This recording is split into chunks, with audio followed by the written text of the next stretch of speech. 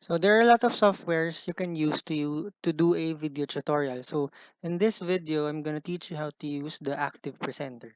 So to do one, there you have four options. You can record the movie so that there won't be any lags. Full motion recording, it's for demonstration, and the smart capture. So what we're going to do is the full motion. So you can set the what uh what part of the computer screen you can video. So you can choose full screen or you can customize it into any size you want. So you can also record the system audio or you can record using a microphone.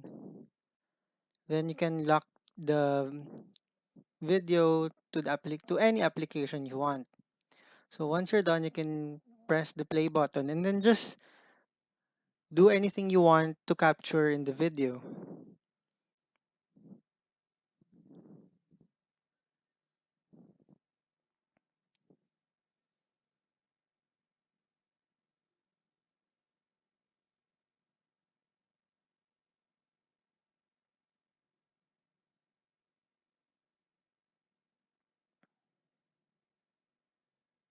Once you're done, you can press the stop, then X to cancel it, the stop button to exit, to save the video, to edit it.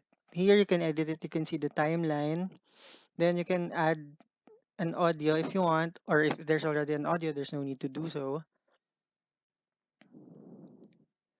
Once you're done editing it, you can now export the video.